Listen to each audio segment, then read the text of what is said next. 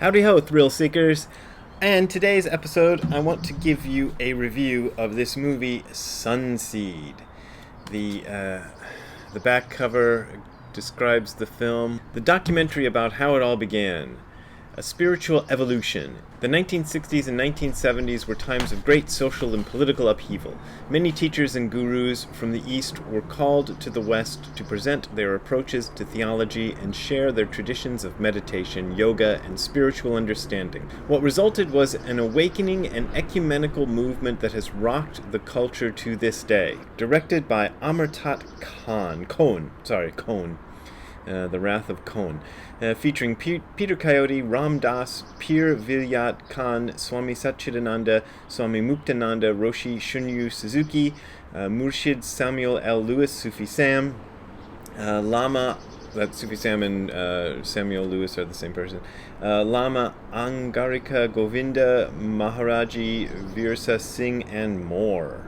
So, I'm not going to be showing you any clips from the movie in this video, and that's one because I'm too lazy to go and format them for the video, but also because I did use a clip from this movie in a video a long time ago because it's got one of the few films of Shunryu Suzuki actually speaking, and I got a copyright strike from the owners of the film, and this was long before they had a DVD out, so at the time that I put it up, this was a film that you couldn't find for love or money, and I just happened to find it from a friend's collection of stuff, and I just put this little clip, and they got a copyright strike. Now, they have every right to do that, so don't get me wrong. I'm not saying they don't have a right to do that, but when you have a copyright claim on YouTube, there are better ways, or there are kinder ways to deal with it than giving somebody a copyright strike, and I've never given somebody a copyright strike on anything.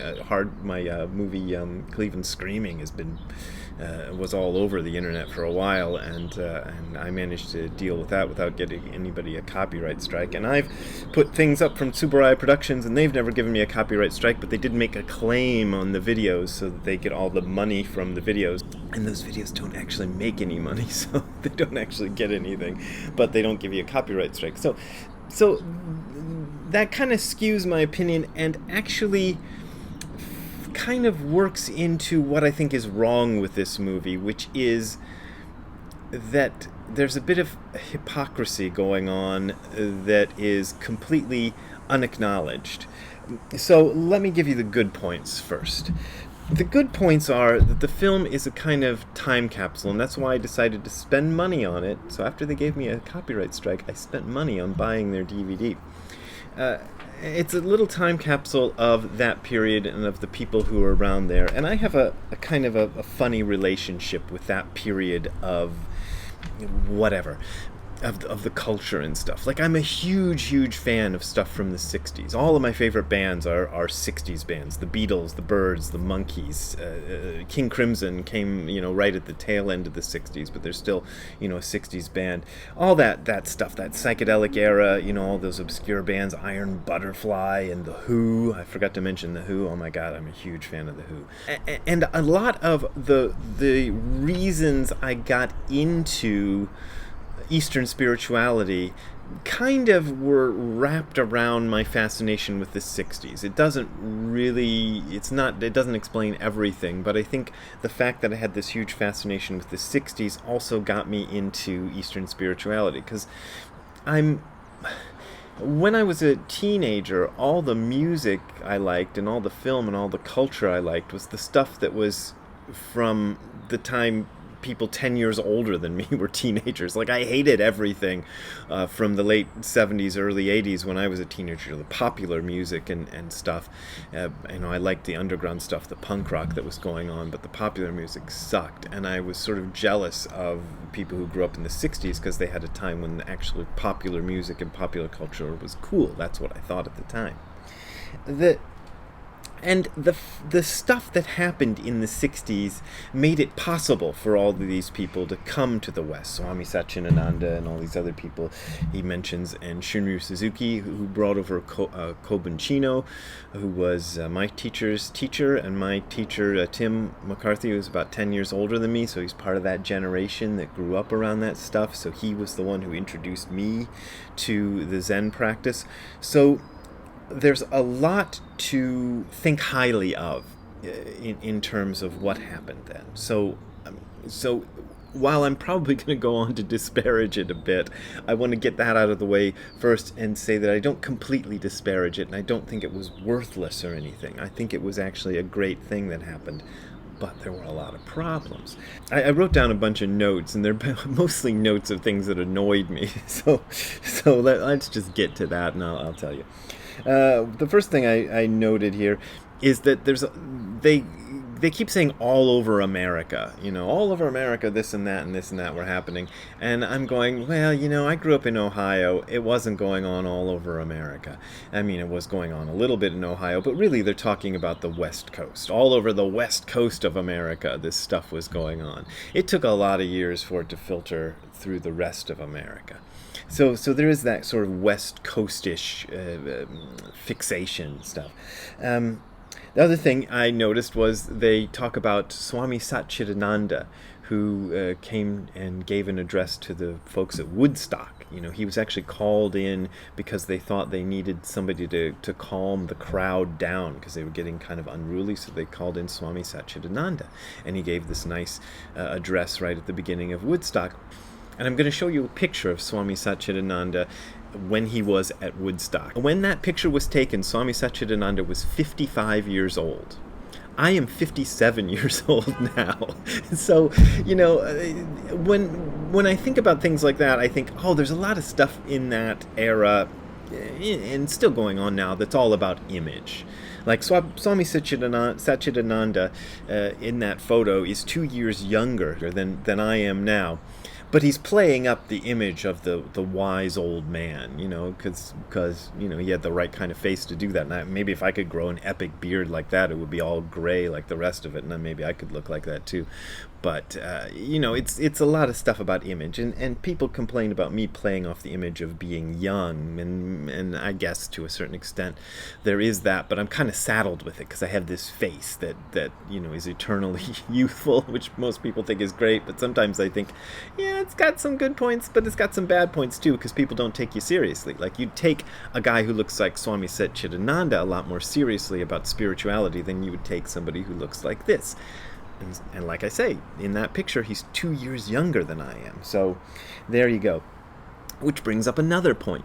The movie constantly harps on what's going on with young people today, and the movie has a kind of schizophrenic feel, and the reason why is it was originally completed, I don't know the exact date, but sometime in the early 70s, maybe 72 or 73. And then in, let's see, what's the copyright date? 2019. So sometime circa the 20 teens, the producer of the film, the director of the film, went and shot a few new scenes and intercut them with the old stuff. But he doesn't make a kind of a point of this. They just kind of throw it in so that these newer scenes don't make much sense interspersed with the older scenes. It would have been better to put all the newer scenes right at the end if you're just going to do a few of them, or to just completely redo the movie. Because another thing that this movie overlooks, which would have been acceptable in a movie from 1973 but is unacceptable in a movie from 2019, is that it completely overlooks all the bad stuff that happened with a lot of these, where a lot of these groups, not specifically, well, with one exception that I know of, not specific, two exceptions, with two exceptions that I know of, not specifically with the groups that are in the film. Actually, maybe all of them have these problems, but I know of two of them that do. Where it turned out that things went very sour. And the ones that are covered in the film that went very sour are Tassajara. They had a huge scandal happening in the late 70s and early 80s. And Swami Satchidananda's group also had a big scandal. I don't know exactly when that erupted. I think in the early 2000s maybe, or early 90s. I don't know. But the movie just glosses over that like it never happened. There's a lot of quotes sort of like that. Like one I wrote down was... it's a rabbi. I don't remember his name, but it's a sort of a new agey sort of rabbi who's interviewed in the film, who says something about how young people really want to make the world a paradise and will do it. So that very optimistic thinking of what this new age was going to lead to, well, it didn't exactly lead to that, did it? But it's left in there as if it really happened.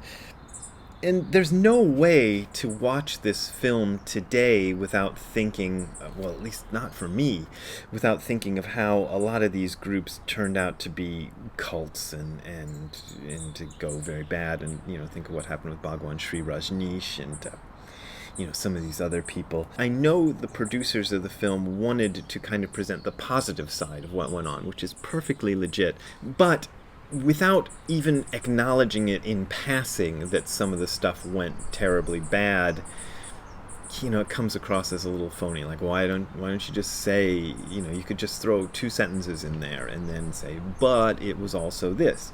They never do that. And there's an epilogue thrown in here with Peter Coyote, who's the narrator of the film, who's a big supporter of a lot of these movements and stuff, where he talks about how politically we lost, we being that baby boomer generation who did all this stuff, because we didn't stop the Vietnam War and such and such and such. But socially we won because we started all kinds of stuff, the women's movement, the gay rights movement, black liberation movement, civil rights. He even credits their generation for starting Buddhism, which I think is kind of hilarious. Like, yeah, we baby boomers started Buddhism. Kinda not. And I don't like to do that thing. I know it's become very fashionable these days to bash on the baby boomers. And technically, since I was born in 1964, that's the final year of the baby boom, but most people would agree that when we're talking about baby boomers, we're talking about people who were born before 1960, between the early 40s and maybe the mid to late 50s. So, people about 10 years older than me.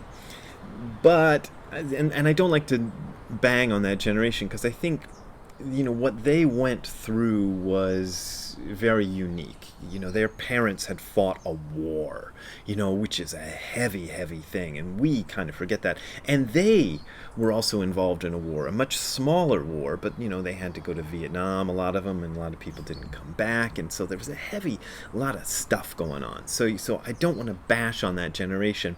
But there is a certain kind of, I think the word is hubris. I don't like these giant words. Hubris is actually only 2 syllables, but it's this word I don't quite understand. But anyway, there's a certain sort of braggatoriness of like, yeah, we did everything, that's very annoying from that generation, and I think causes a lot of people to go, And I also hate when people identify with a generation. I don't even know what generation I'm supposed to be. But anyway, X, maybe? I don't know. But anyway, it's all that stupid generational stuff is worthless. But to hear somebody sort of bragging about it and going like they created everything, I kind of think, no, you were caught up in a time and you were part of this thing that happened, but you didn't invent it. So just shut up about inventing the whole thing, I would say all in all, I enjoyed watching this film, but after having spent money on ordering the DVD, I kind of wish I'd been able to stream it. Honestly, because I probably won't end up watching it again. I thought maybe I would end up watching it again because of the nature of it, but I'm kind of thinking I don't need to. But it is worth seeing because of the time capsule, what happened, and it does kind of put what happened into perspective. Putting the bomb, and the bomb being the atomic bomb, and the Vietnam War and nuclear proliferation into what catalyzed a generation of people to go into that spirituality stuff. But it doesn't go into how phony it all often turned out to be, and how this is one of the things that really annoyed me as a young person who was a fan of the 60s, was knowing how wrong it went. I loved the music of that period, even when I was a teenager, but I could already see that these grown-ups who'd grown up in that time were, putting on suits and doing terrible things and turning everything that had happened back into those days into a way of making money and becoming the yuppies and all the the phony garbage that went on there, and the New Age movement, now how much garbage there is in the New Age movement, how stupid some of it is, and to kind of come along in the present day and brag about that and act like, oh, it was all beautiful and flowers and peace and love, is disingenuous at best and kind of totally phony at worst. And I don't know whether to which direction to go in with my assessment of it, but I think maybe, I mean, look, the thing about me getting into Zen when I did in the early 80s was that it was totally unfashionable. It was totally, not the thing to do. Like everybody in the punk movement looked askance when they'd find out that I knew anything or I was interested in Zen. They'd be like, oh, really? Because, we'd all seen how much garbage the whole spirituality thing of the 60s had been, because, like I said, all the phoniness that came along after. So actually, in a sense, that was a good thing, and I think that was a good thing that it happened that way, because by happening that way, it got rid of a lot of the sort of trendy folks who were into it because it was trendy, and then there could be, this vacuum was created where people who were sincere about it could get into it. So when I started with the Zen thing, really the only people who were interested in Buddhism were people who were really serious about Buddhism. Of course, what happened later is that it became trendy again, and now you've got the same damn thing happening all over. And, you've got this cycles, I suppose, and you've got a lot of people who are into Buddhism, and it's just the same phony garbage as happened in the 60s. So there you go. Which is not to say that it was all garbage that happened in the 60s, but, there was this tendency, and you get this in this movie, of people to think they were going to be young forever, and that everything that they liked would continue to resonate with the young forever, which is kind of one of the problems facing a lot of the older folks who run Zen centers, who I run into a lot, and they're going, why aren't young people coming to our things anymore? Because I was really into it when I was 19, and you're going, yeah, it's like your dad saying, how come people don't like big band music anymore? Think of it that way, and then you'll understand how people view it these days. Anyway, it's all that stuff. But, I sort of tepidly recommend the movie as being a time capsule, what it is. Anyway, I've gone on too long. If you want to send me a donation to fight copyright strikes, actually it didn't cost me any money, they just took my video down. But if you want to send me money anyway, because I'll use it to buy dog food and dog toys for Ziggy, you can send it to the URL you're seeing on the screen. It's the only way I make money these days, and so I thank you for supporting me, but if you're having financial trouble, don't support me, support yourself. I thank you, though, for those of you who are supporting me, because that really helps. Have a good time all the time. See you later, and bye. Hey, Ziggy. Say hi to the folks at home. Say hi to the folks at home, Ziggy. No, you don't want to say hi to the folks at home. You want to get a treat.